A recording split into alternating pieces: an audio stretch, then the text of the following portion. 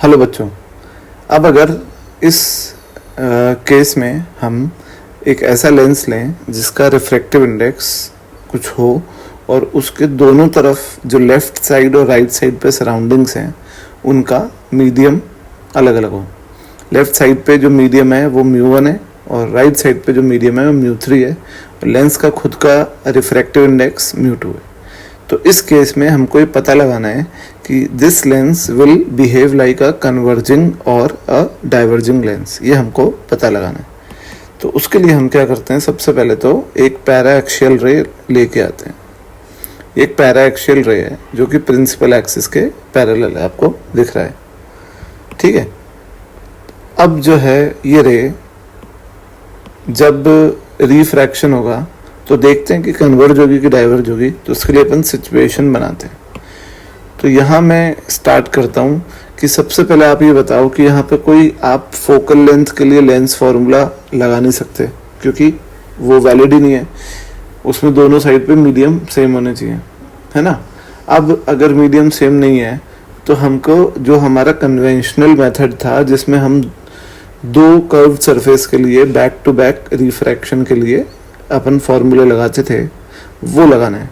तो for first refraction, पहले refraction के लिए μ2/v, अभी तो मैं फॉर्मूला लिख रहा हूँ, minus μ1/u is equal to μ2 minus μ1/r, ठीक है। अब ये लगा रहा हूँ तो लगाऊंगा तो μ2 है जो मीडियम सेकंड वाला है यानी लेंस का, बाय v1 माइनस 0 क्यों, क्योंकि μ1/u इन्फिनिटी है तो 1/∞ is 0 is equal to μ2 minus μ1 upon divided by plus r, ठीक है, फर्स्ट इक्वेशन। अब अगर अपन देखें कि फॉर सेकंड रिफ्रैक्शन के लिए, तो सेकंड रिफ्रैक्शन के लिए फॉर्मूला लगाएं μ2/v minus μ1/u is equal to μ2 minus μ1 upon r।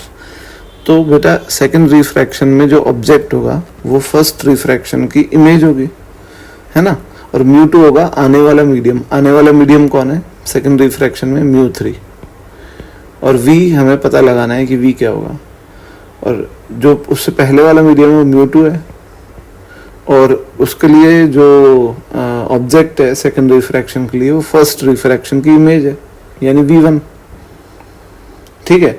तो ये किसके बराबर हो गया, ये बराबर हो गया आपका μ2 यानी μ3 माइनस μ1 यानी μ2 डिवाइडेड बाय r।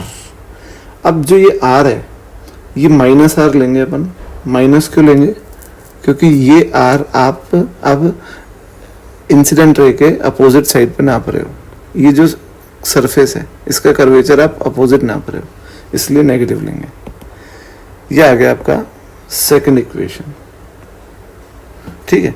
तो आप 1 और 2 को ऐड कर दो, एडिंग 1 and 2, तो μ3/v is equal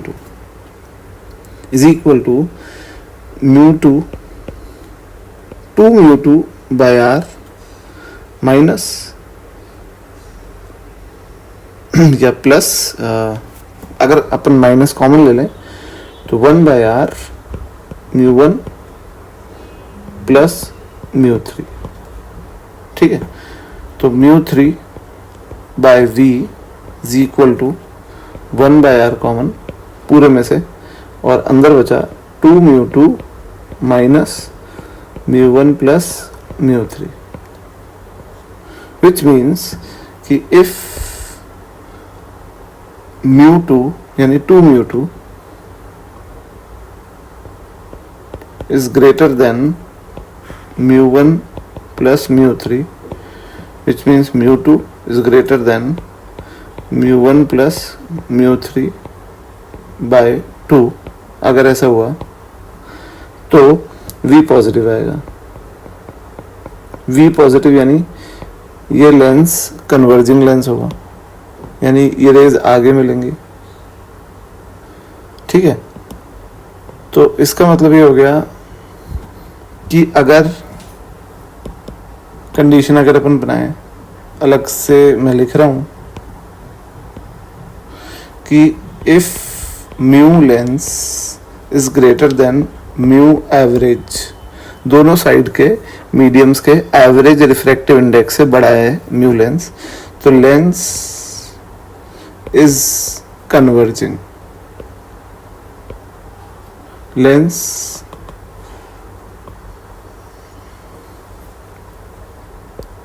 is converging.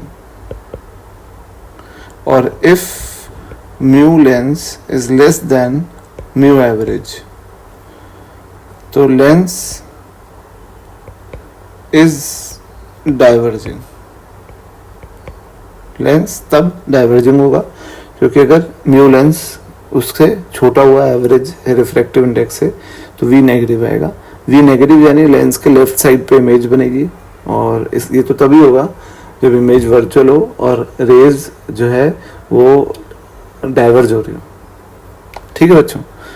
तो ये जो था ये कंसेप्ट था, और ये आप डायरेक्टली ऐसे क्वेश्चन आते हैं इसमें कि लेंस के रिफ्रैक्टिव इंडेक्स को कंपेयर करवाएंगे एवरेज से, तो आपसे पूछा जाएगा कि कन्वर्जिंग है कि डाइवर्जिंग है, तो ये आप आराम से अब कर सकते हो, ठीक है। तो मिलते हैं अपन नेक्स्ट वीडियो में, बाय बाय।